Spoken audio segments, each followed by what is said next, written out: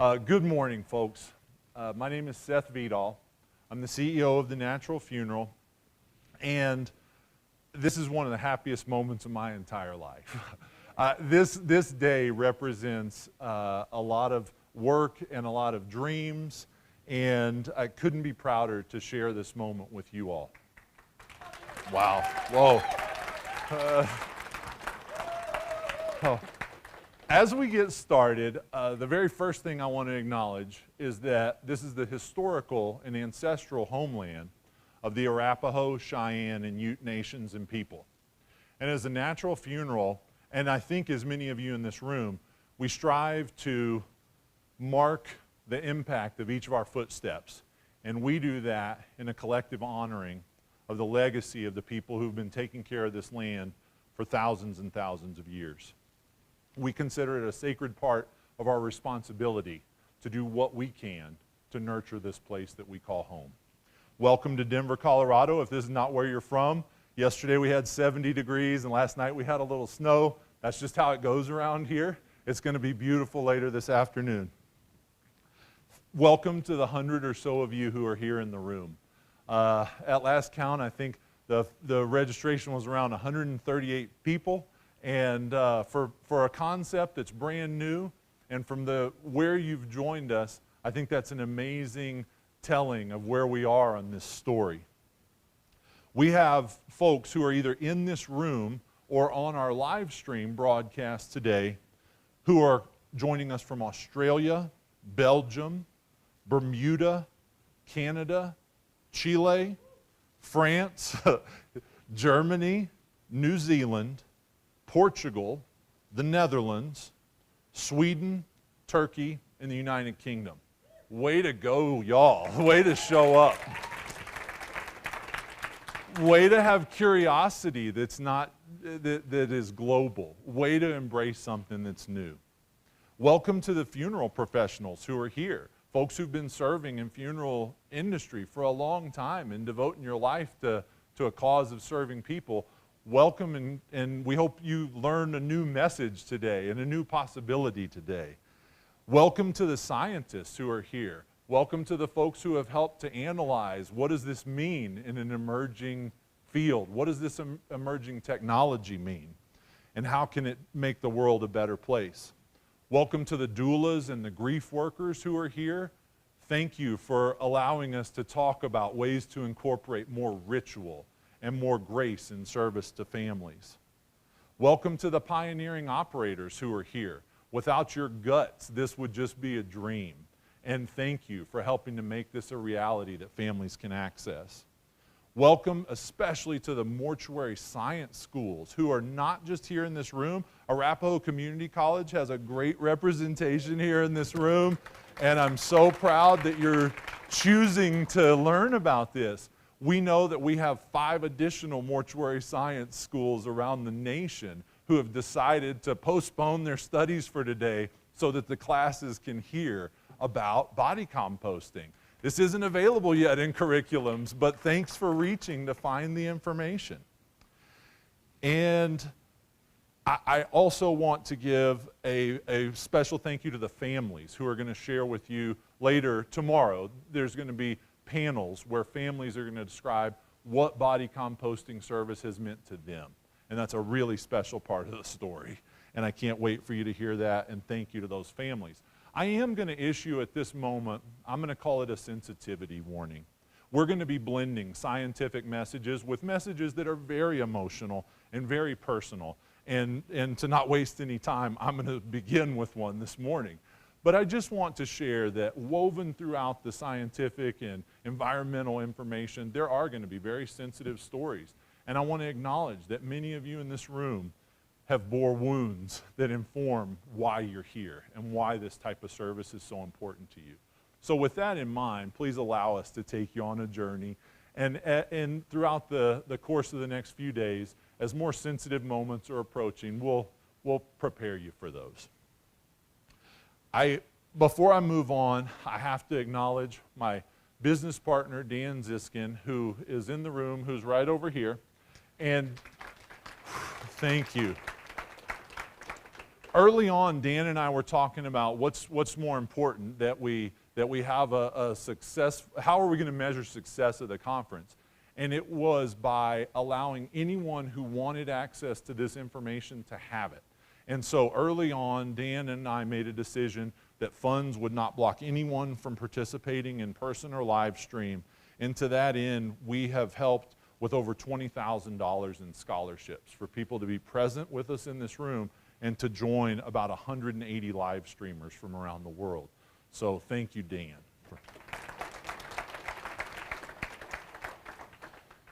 Next, I would like to advance this slide.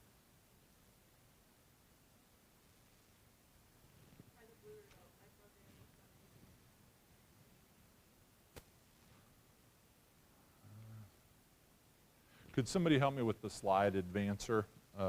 Just make sure I've got it on.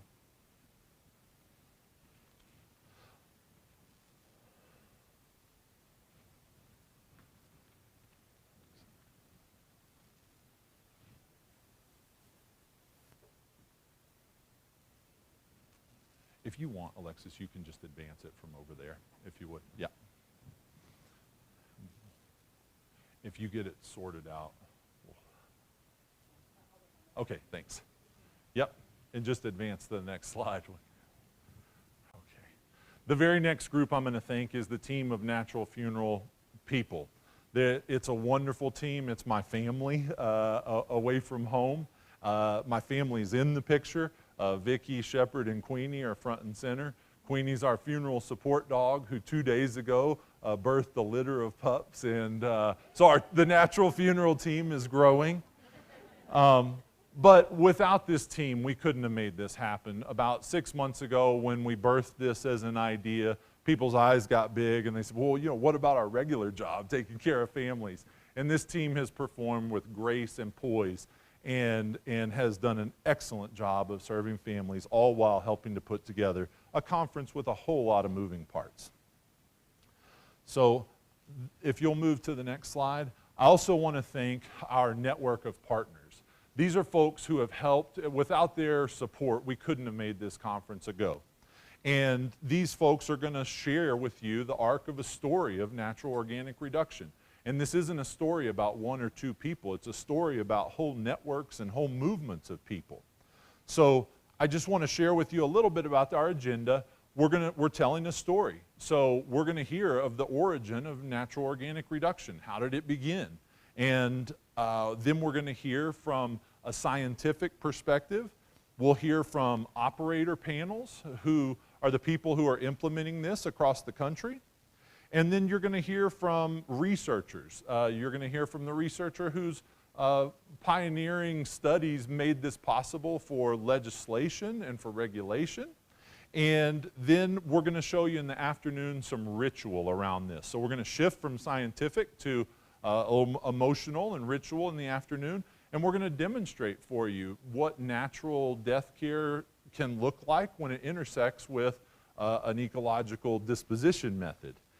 And then we're going to demonstrate for you the natural funerals version of what we call a laying-in ritual. That'll conclude our time together during the day. Then we'll have a break. And then we're really fortunate that we get to join together with a force in the funeral movement this evening when Caitlin Doty's going to join us in conversation. And we're going to talk about how do you remove barriers for legislation? How do we open doors so that this can be accessed far and wide? Then tomorrow we're going to come back and we're going to have lots of discussions with you. We're going to have the folks from Return Home are going to tell you about what does it mean to have a conversation, a delicate conversation with a family who's emotional and needs a funeral service, and you're bringing into the conversation something like agricultural composting, right? How do you delicately map that conversation together? Then we're going to hear about how you plan for this. It's a shame to have this good idea in our heart and die and not have a way to put it into place. We're going to hear from families who've chosen this for themselves and loved ones. They're going to come up and share their stories with you.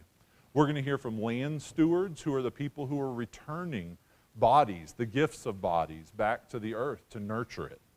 And then we're going to close with a ritual that we call a laying out ceremony. And that's an offering of returning what we call the regenerative living soil back to families in a very special way. There should be a copy of an agenda around the room. If not, I also want to share you. We tried to save paper. It's at thenaturalfuneral.com/conference-2023. So, or just go to thenaturalfuneral.com and navigate over to the conference. What we want to share with you is that this is real, and that it's today, and that it's growing, and that it's inspiring people, and that it's moving into the funeral industry in a way that I believe is unprecedented. The speed with which folks are considering this, the way that it's being legislated, this is happening at a wild and beautiful pace. Before I turn over to the next presenter, I do want to share about the thread of how I am connected into this. Alexis, if you would advance to the next slide. I'm going to begin by dedicating the inaugural Body Composting Conference to the memory of my younger brother, Sam Olachia. Sam was a wonderful spirit who ended his life much too soon. He died in March of 2015, and I would say more than anything else that death sparked something in me and in my family that changed the trajectory of our lives. And it set us to peeling back layers and understanding how to show up authentically in a world of service. And I'm going to say Sam's death was very significant in my family, but it was not the first death that I had experienced. It wasn't the first time I was a funeral consumer. That had happened just a couple of years before. And I'm going to give you a little bit of a story here. If you would, Alexis, move to the next slide. When I was 10 years old, I was being raised by a single mother, and I was the oldest of 2 children. And at 10, after a lifetime of not knowing my biological father and kind of having a funky depression that a 10-year-old kid or curiosity a 10-year-old kid might have around that, when my mother met and married Raymond Olachia, who was a Mescalero Apache, I felt like I had won the lottery because I got a dad who erased that feeling of lack and immediately took me outdoors. And I basically spent from 10 years on through until the time I left home outdoors. And my dad taught me to hunt and to trap, and he had me in scouts, and I know which berries to eat beside the trail and which ones to avoid. And he was steeped in his Apache culture. He demonstrated for his whole life the techniques of making art and making weapons and making flint knapping, and he demonstrated to thousands of people this culture all over the world. And when he died, I'm sharing this because it was a sad moment, but he died in his sleep of kidney failure, and we'd known that this condition existed in him, and we knew he was on a trajectory of decline. And right before he died, he and I got to make a beautiful pilgrimage to Little Bighorn and the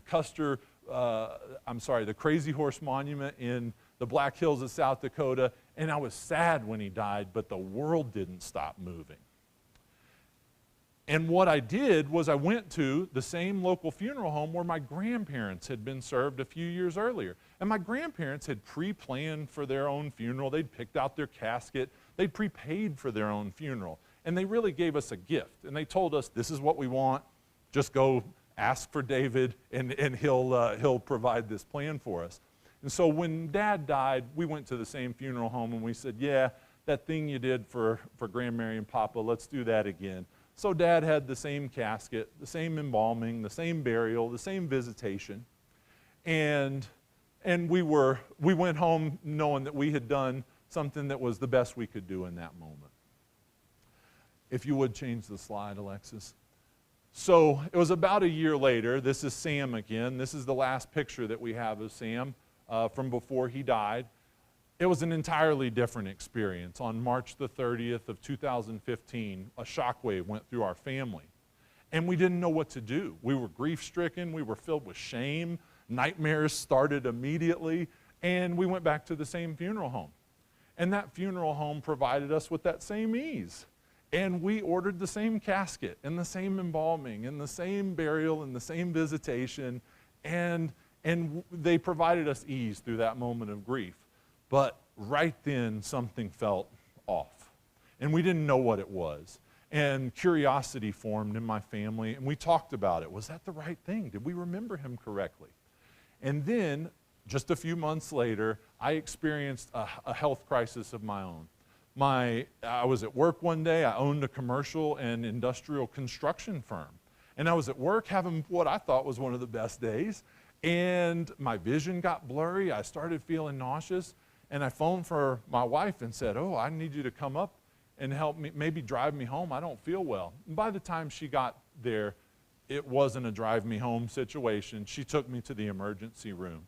And by the time we got to the emergency room, I couldn't stand or speak. And so I was wheeled into the emergency room on a gurney. And I remember hearing nurses and doctors frantically talking with Vicki, and they put a clipboard across my chest and said, sign this form. He's about to die if we don't operate. And that was the last thing that I remember hearing. And I shut my eyes. In what was maybe only 10 seconds, I thought, my children are going to be okay. I experienced a lot of love in this life. And I closed my eyes and I surrendered to my own death. And 24 hours later, I woke up in intensive care and I had a 14-inch incision through my abdomen, and I found out I had not had a heart attack at all. My intestine had ruptured and I had gone into a septic shock. And I spent the next 2 weeks in intensive care being nursed back to health and learning to walk and trying to stand up and face the world with eye level. And in that moment, we really got to soul searching and saying, what are we doing? The world is signaling us that we need to look at our own mortality, and we need to incorporate that in what we're doing. Every day is a gift. I shut my eyes and agreed to be done with this ride on the planet, and now here we are. We're not going to squander one more day. And that was in March of 2016, and we were at home, and while I was recovering, my mom decided, well, I'm going to come and visit Seth and the family and help with this recovery. And so I'd been home for about 10 days, and my mother and I had a phone call on March the 30th of 2016, the anniversary of Sam's death. And I was so happy on such a sad day because my mom was coming to see me 2 days later. And I didn't know that conversation would be the last time I'd ever speak with my mom, because the next day as she was packing her bag to come and visit, she slumped over her suitcase gently and died immediately. And so, very compromised, unable to stand upright, questioning what the hell we were going to do with our lives, I found myself 3 days later in the same funeral home where Sam's death had been served and my dad's death had been served, and both grandparents a few years before. And in shock and disbelief, I bought the same casket and the same embalming and the same visitation, and it was even the same 2 to 4 on a Thursday afternoon. The whole damn thing was the same. And then I went home and I'm not going to lie, sort of fell into a period of depression. And my wife and I decided that we were going to only follow something true to our path. Only something we could find our whole selves in. We sold the construction company. We sold our house. I went back to school in my mid-40s, and I started studying psychology and religious studies. And as a part of my thesis, designed an end-of-life care facility. We bought property that we still have, that we live on today, and we designed a hospice care facility in our backyard. And I have the blueprints for it, and I paused the plan because I met the founders of the Natural Funeral. And I see, Alexis, will you skip ahead one slide? I apologize, I did not share this earlier. This is my sweet mother. And then would you go forward one more slide, please? So at the Natural Funeral, we do things a little bit differently. We start every conversation with every family with a prejudice for their needs and for their requests. And nothing is invalid, and nothing is off limits to ask for. And we've created something called Reverent Body Care, and this is just one example of that. And this is not actually a deceased person. This is Kim, who's on our board of directors, who's in the room today. So But this is an example of reverent body care. We do it indoors, we do it outdoors, we do it at our place, we do it at your place. The sky's the limit. And it's something really special that the Natural Funeral offers. Will you click to the next slide? In asking families what they want, environmental concerns come up over and over and over again. In 2019, we learned that alkaline hydrolysis, water cremation, was allowed in the state of Colorado and had been for about 8 years, and nobody was doing it. So 4 months after we learned this, we opened the first water crematory in the state of Colorado. And now we've served nearly 400 families with this ecological process. If you would flip to the next slide, Alexis. In 2020, we got a really cool call. There was somebody who was trying to pioneer this new thing called natural reduction, natural organic reduction. And the force, of course, behind that was Katrina. And we learned that there was an opportunity to testify before the Energy and Environment Subcommittee and offer our support for this. We did, and with a whole team of folks, some of whom are here today, the Death Wives, Natural Funeral folks, this passed. And so it became accessible legislatively in September of 2021, and 15 days after it became legal, we had designed the Natural Funeral chrysalis vessel, and we laid in the first person in Colorado. And since we've done that, dozens and dozens more times for more families. And so I'm going to wrap up now and introduce the next presenter, and in so doing, would you click to the next slide, Alexis? I decided what's a way to share with the team of people from diverse backgrounds who are here in the room, but also from around the world, what is a way to share how technology gets implemented? And we're implementing a technology that's founded on biology, and it doesn't necessarily map to like a silicon chip or a semiconductor, but technology tends to have a flow. And I was having this conversation, or kind of with myself, and a friend of mine walked by, and he said, "I see what you're trying to show, but God, that's a boring way to tell that story." And he said, "There's a video, and I think it kind of demonstrates what you're trying to share with folks." So, Alexis, if you would click to the next video. He said, "A movement starts when one person gets an idea, and it's the way any movement starts. It doesn't matter if it's a semiconductor, it doesn't matter what the technology is, somebody hears a music in their head first. And there may not be anybody else yet who hears this music in their head. But there's somebody who believes in something. It's new to them. They don't care that nobody else hears the music because it's true. And the song is real and it vibrates in them. And there's nothing you can say to invalidate this music that lives in me." And the cool thing is, when we're brave enough to have this energy of letting that music play through us, other people can start to hear it and start to feel it too. And so this video is just going to demonstrate that where there was once one person who heard music and was a complete outlier, a risk taker, right? A person willing to put it all on the line, all of a sudden there were a couple more people, right? And it wasn't just one person who could hear the music or who could believe in this idea. It started to be more people, and it didn't matter how weird you dance. In fact, the weirder you dance, the better the dance, right? And so all of a sudden, what used to be 1 or 2 or 3 people, it turns into 4 or 5 or 6 people. And then what the heck is happening here, right? So it takes, what we agree is it takes one person to hear some music, and then before you know it, what can happen is a movement can start. And so thank you. Because you're the movement, and you're the people who are on the hillside, and you can hear the music in you too. And I want to make no bones about it, and so this is my introduction. The person who heard the music first, and the person who we all owe a debt of gratitude for the reason we're in our seats today, is Katrina Spade. The founder. Oh, thank you. It's my honor to present Katrina Spade, the founder and CEO of Recompose, the mother of body composting, and Katrina's going to share with you the natural organic reduction story. Hello? Oh, that worked.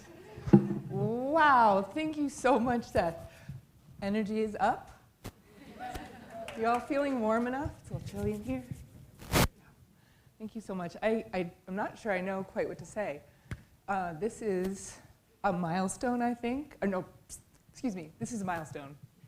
Full stop. This is really exciting. Very honored to be here. So many familiar faces. Hello. I'm going to tell a short history of human composting. It's not the entire story. In fact, that story we're all a part of today, so that's very exciting.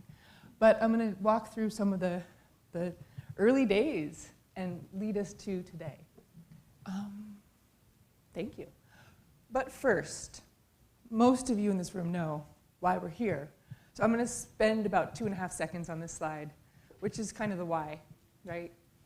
We have two most available practices, funeral practices today in the US, conventional burial and cremation. And, both of those have a significant carbon footprint.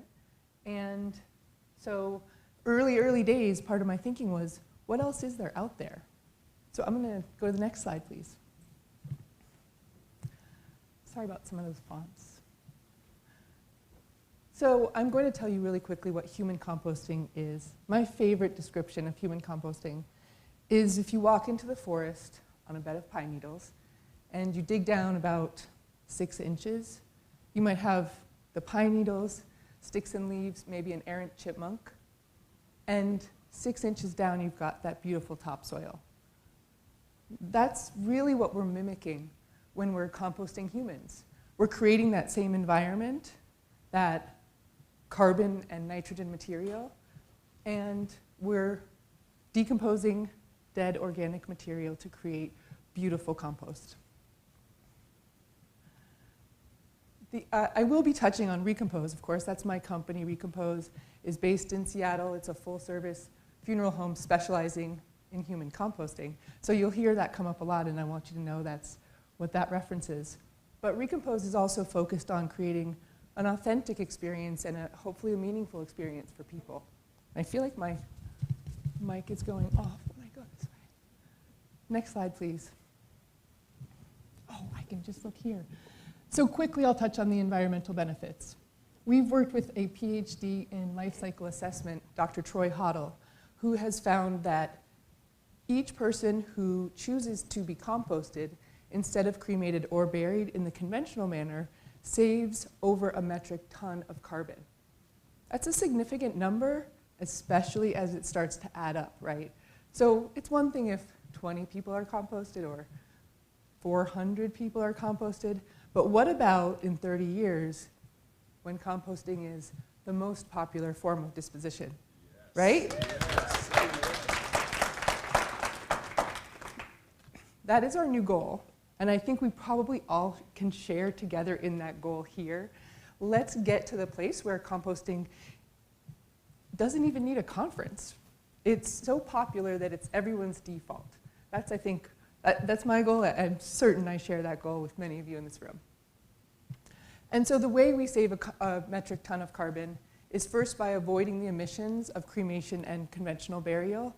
So you have fossil fuels burned in cremation, and then on the conventional burial side, the manufacture and transport of caskets and grave liners, etc. So you avoid those emissions and also sequester carbon into the ground where it belongs. You're going to hear more about that from people much, much more qualified to talk about it than I am in the next few days, but I'll just make sure we're all aware of the beautiful environmental benefit of composting. And this is a picture of Bell's Mountain, which I'll touch on later again, but this is Recompose's conservation partner. You'll get to hear from Elliot tomorrow. I think it's tomorrow, right? And so we'll talk more about that story, but beautiful 700-acre conservation trust. Next slide, please. All right. This is the slide. I don't normally show this slide. This is my mom and me. And, you know, I think that people ask, like, were you in funeral care? No, I wasn't. Where did this idea come from? And I think if I go way, way back, it goes back to the 1980s, early 1980s, when my parents were both in medicine, and so came home and talked about death and dying pretty frankly at the dinner table. And, you know, because a patient would die and they would mention it, and it wasn't like cavalier, but it also was part of life. And they were also extremely dedicated gardeners. So composting for us was a chore. I didn't appreciate it at that age, I can promise you. I had to mulch sometimes, which was like, such a huge pain. But I certainly sort of embraced and understood at an early age the beauty of composting and the magic of it, really. Next slide. And then fast forward, a bunch of years, and I was in grad school for architecture at UMass Amherst. And I was not, it was such a luxury of time for me because I got to think about systems that humans create. When you're in architecture school, it's not just about buildings, it's also about systems, right? And I wasn't thinking about a business plan or the reality of trying to make something happen. I was simply thinking about design and my own personal desire to have something that wasn't cremation or burial. So first of all, I'd found out about natural burial, and I was like, what a gorgeous idea, right? That's practiced all over the world, still today, and it's having a resurgence.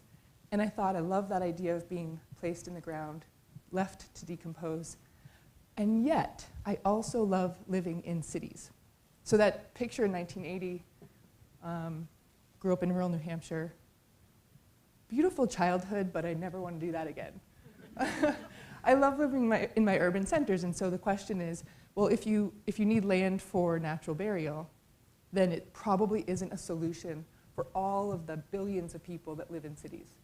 So I started thinking, what would an urban solution be? And again, it was such a beautiful time to be thinking without constraints. The other thing about architecture school and like thesis time that you might not know is no one's expecting it to be built at all. And so you can come up with the wackiest, wildest ideas. So a friend of mine called me and said, Katrina, I know you're thinking about the funeral industry and death and dying. Did you know that farmers compost cows? And I thought, well, duh. Like it was truly an epiphany, a moment where I thought, if you can compost a cow, you can probably compost a human being. So that was really the beginning of this. And I designed for my thesis a space for the urban dead, it was called, very architecture student-y. And it was a big core, maybe some of you have seen these images, a big collective core in which we would compost human beings. And there was ritual for the families, and it was very unformed as a design concept. Just a minute.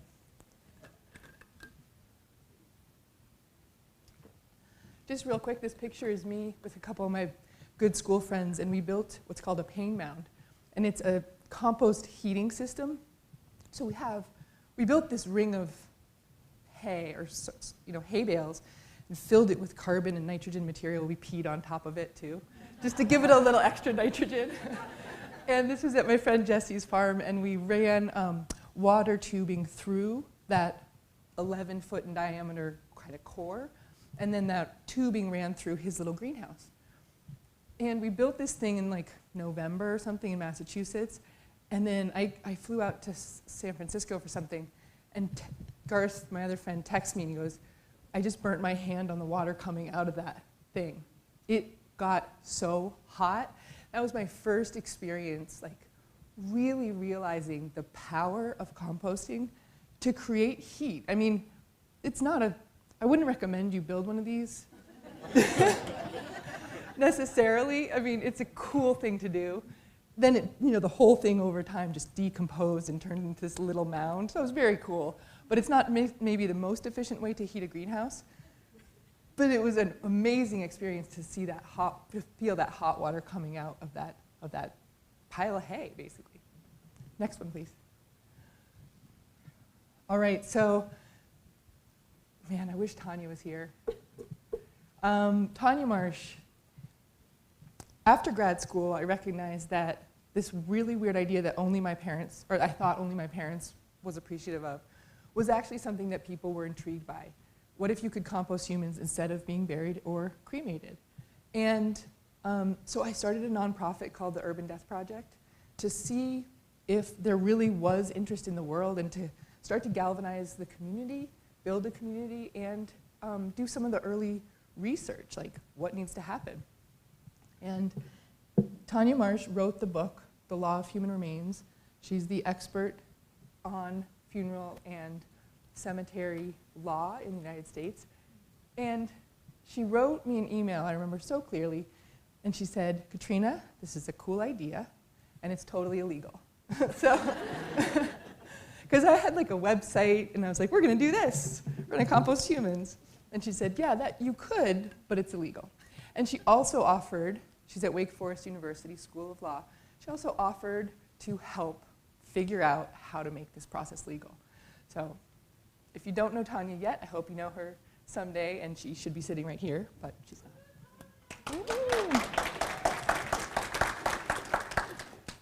And then also importantly, in 2014, I was given a fellowship from Echoing Green. They gave me enough money to just quit my day job and work on this.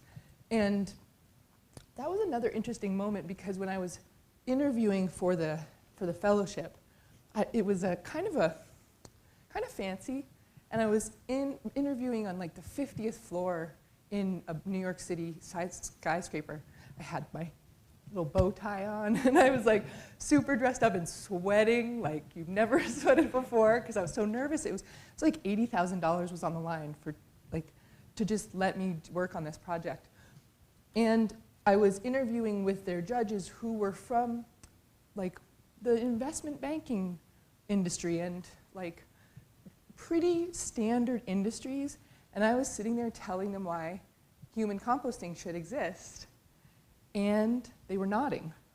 And then they gave me this fellowship, and I was like, whoa, this is a moment that, like, what I realized then was that this idea was ready. Like, it had been out there. I know I wasn't the first to say, could I compost a human? I've talked since to farmers who've said, yeah, I compost cows all the time. Like, I would compost a human being. I think that's beautiful. So I certainly wasn't the first person to have the idea. But there was something about this moment in time when, boy, it was baby boomers, aging, plus climate change, crisis reality, young people coming into this world that's so fraught. What else? I don't know. Something. All those things came together, and if I had pitched this idea 10 years prior, I'm certain it would have just been like, no. But it was ready, and so that fellowship was really special because it allowed me to continue the work. Next slide. So I do like this picture because this is the first pilot participant, the first person that I know of that was composted. And we worked with Western Carolina's forensic anthropology department. And we set up, they are a body farm, and set up a pilot there to do some really early prototyping of the concept. And the folks that were donating their bodies to that body farm said, yes, I would like to be part of this additional kind of pilot work you're doing and be composted outside under this beautiful canopy of trees. Caitlin joined me there. Lynn Carpenter-Boggs joined me there. It was quite exciting to begin the actual work of testing and researching the process to prove, let's just be frank, if you can compost a cow, you can compost a human, right? Like, we're not that different biologically. But we knew that in order to move things forward legislatively, we were going to have to prove it's safe and effective for humans. So this was the beginning of that work. And it's kind of an exciting photograph also because the New York Times took the picture. And that's another important piece of this journey, which has been the press. We're not surprised to hear that the press likes to write about this because, first of all, it's really compelling. They also probably know they're going to get clicks on a piece about human composting. And from the beginning, we've said, let's embrace that partnership, frankly. If we can get the word out that this is coming, something we're working on, and then now today that this exists, the more people know, the better. So this is more than just a picture of me taking the temperature of that mound, but also an indication of the relationship with press and media.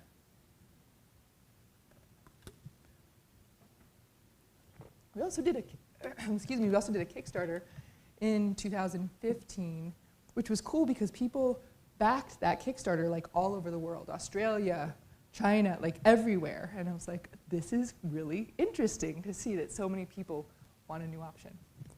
Next, please. Okay, I had to put this in. This was a great example of the press also being on our side. And I love the subtitle, or the title, Seattle could get an urban death project human composter in just 7 years. That was in 2016. We beat that, like we all beat that. Like, so I love that, like, you know, that's another piece of the work is you kind of have to say, we're gonna do this thing. And by stating it, you get there often. There's a lot of work too. But again, I'll come back to the statement that in 30 years, human composting can be the most popular form of disposition. 30 years is a long time. Let's make it happen. Yeah. Okay. Next, please.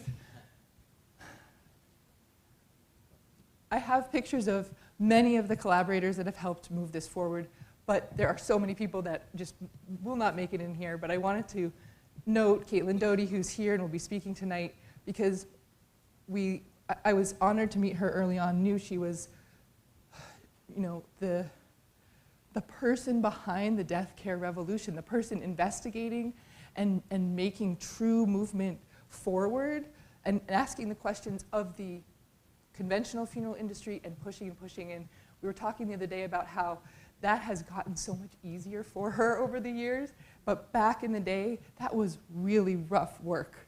And I was so lucky to meet Caitlin. And this is just one picture of us collaborating together, chatting about composting humans and other deathly things. But that relationship has meant a lot to both me personally and certainly to the movement. So huge kudos and can't wait to hear from you tonight, Caitlin. Thank you. Next.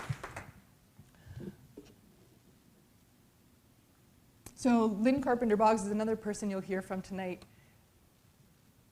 Once I found out that cows were composted, I did some Googling. This is back, 2013. And all the best papers I found about composting livestock were in some way connected to Dr. Carpenter-Boggs. And so when I moved to Seattle, I called Lynn, cold called, I think. She answered the phone, first of all, which is really, really generous. And then I said, Lynn, I have this idea. I know you're the expert in livestock mortality composting, and it's been well researched, and you've been at the forefront of that. And I'm thinking that it would be great if we started composting humans. And I believe she said, she can correct me if I'm wrong, yeah, lots of my farmer friends would probably think that's a really good idea. And I've thought of it myself.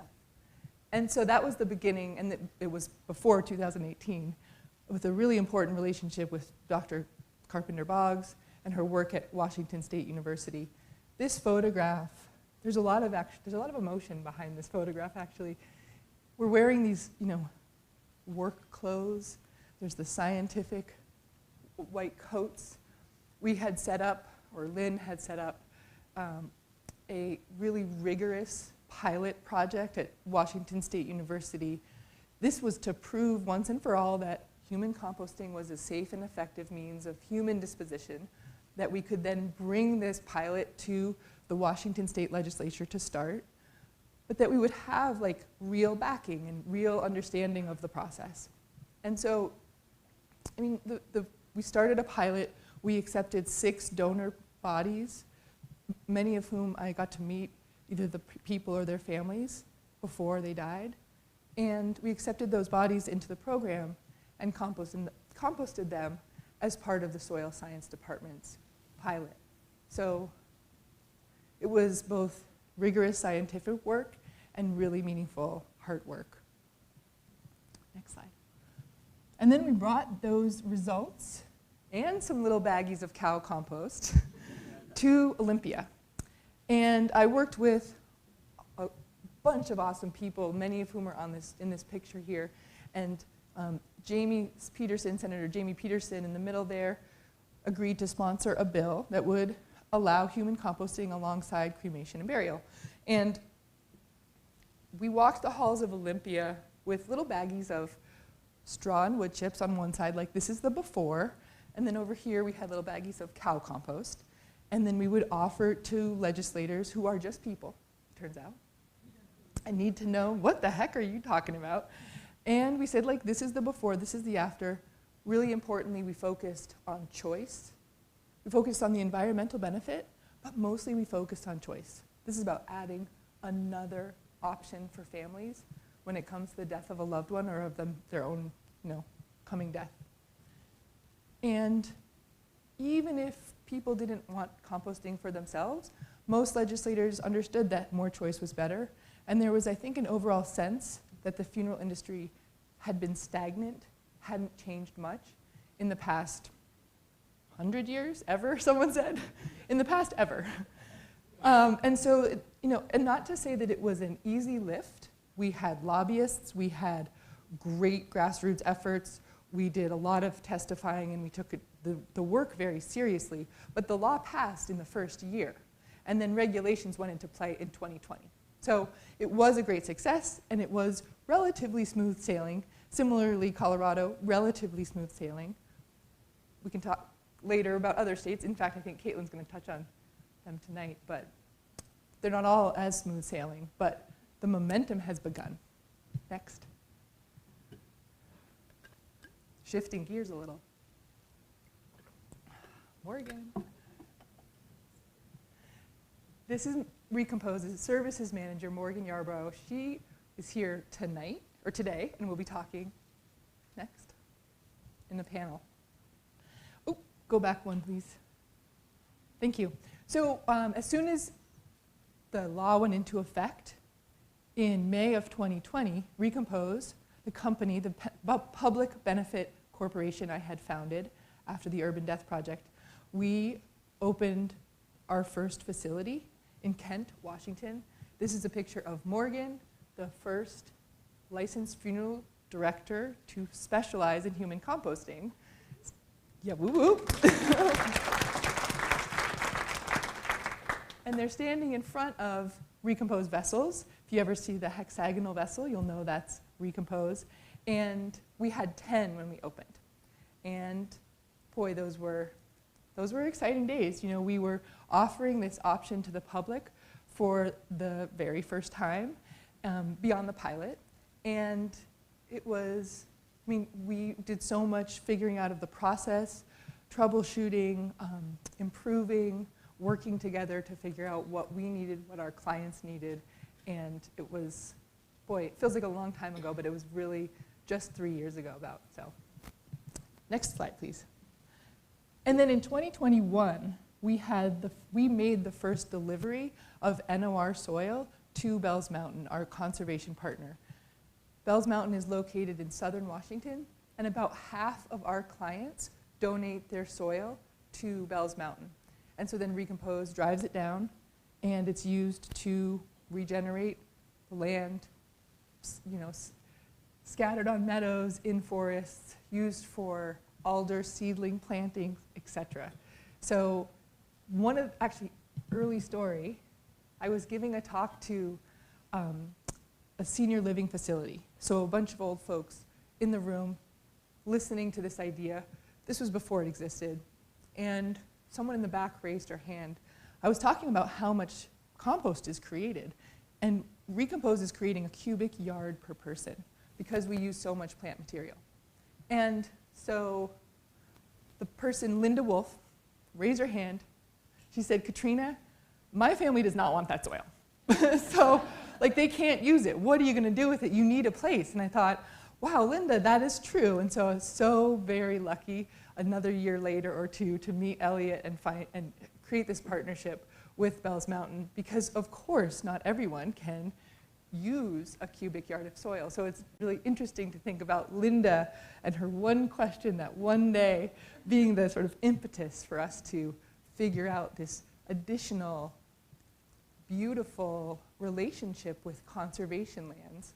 And as we move into other states, Recompose will have, and does have, new partnerships for that use of that soil. Okay, next. All right, and then 2022, we moved to a larger facility in Seattle. This is our array of vessels. And we started hosting clients in person. We opened the first facility in the pandemic. All of our ceremonies were on Zoom, which we found was pretty good. Wow, you can do it, and it can be kind of great, people sitting at home with a cup of tea or a bourbon, and, and watching our team lay the body into the vessel was meaningful. But boy, in-person ceremonies, those are exquisite. And so we're so excited. You'll see many more photos of our Seattle facility when Morgan talks at the panel in a bit. But this is the array of vessels, and I'm just proud of it, Thank you. Next. I just want to make sure I show a picture of, this is only a portion of our team, and people have, not everyone's here, and yet look at those eyes, those smiling eyes. You can see how happy we all are. This is right before opening Recompose Seattle. Next, please. All right. I won't talk too much about legislation, but I just really want everyone, if you're not aware already, this is a movement. You all are part of that movement. This is the first human composting conference. I don't think it's the last. No. And stuff is happening really fast. So first law went into effect in 2020 in Washington State. It's now been followed by 5 other states. This map is not even halfway. So the greens are the legalized states. We've got 6 states, including California and New York, legalized. The brown is supposed to be where legislation is happening, but I heard yesterday the number's 12. So we've got 12 states that are working on legislation to legalize human composting, or NOR, which stands for Natural Organic Reduction. So it's like a really exciting time. Really interesting to just see this stuff bubbling up. Grassroots movements are making getting the laws passed. Legislators are intrigued, and they're saying, this fits like my work, and I think my constituents would want this. So it's amazing to see this stuff spread. Next. 2053. Yeah. That's where we're going. I have no doubt that we can accomplish this at this point. I would have doubted it if you asked me 10 years ago. Duh.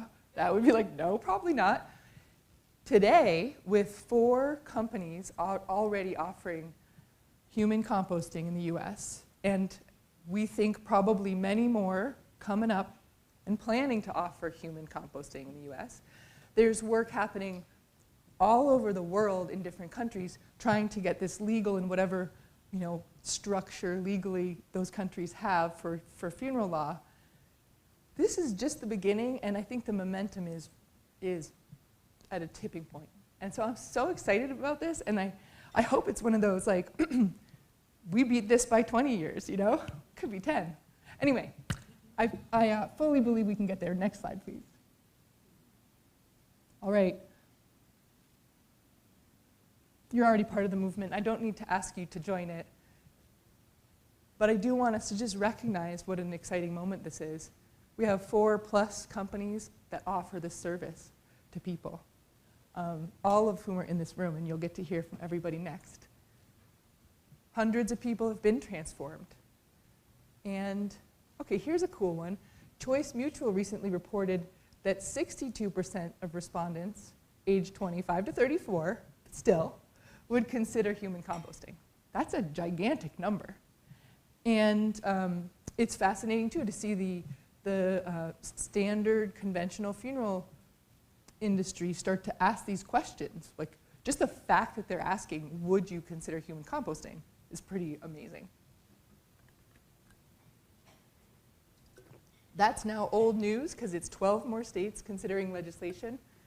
And we've got interest all over the globe. I heard that the Church of England is discussing whether human composting was, well, I bet they're using words like respectful. So hopefully the Church of England has decided that yes, indeed, human composting is respectful. And finally, you know this, you're at the first human composting conference ever.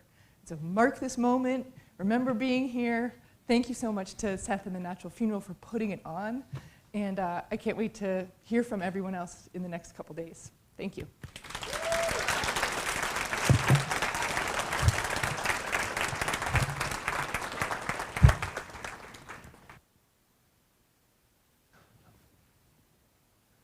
Thank you, Katrina. Thank you, Recompose. Thank you to you movement makers here in the room. This is going to take us to our first break. And if you'll remember, the slide that I shared that was an ecosystem of people who have helped to make this thing happen today and who are supporting this movement as operators and land stewards and grief counselors and death educators. Many of the folks who are in that network, well, all of that network is represented here, but during the breaks, the bonus in between the slides is the huge value is in meeting the people that are making this happen. So just out in the hall, there are 9 or 10 tables set up. Please immerse yourself in these breaks with getting to know the folks who are here in the room. I look forward to getting to meet many of you and hearing your stories about the thread that connects you to this today. So I'm going to make just the quick housekeeping or request is that we be back in this room at 10:45. And we'll give a kind of 5-minute announcement. We'll get as loud as we can on the microphones and ask folks to come back to their chairs. But 10:45, if you can kind of mark that. And the very next thing is that we're going to take this podium down, and in these chairs is going to be Earth Funeral and Return Home and Recompose and the Natural Funeral, and we're going to all share with you a little bit about our brand of service. So please get to know each other. Oh, and they're going to also set up some coffee and tea and such for us during this break. It's already outside. Okay, great. So caffeinate and mingle, and please be back at 10:45 for the next conversation. Thanks, y'all.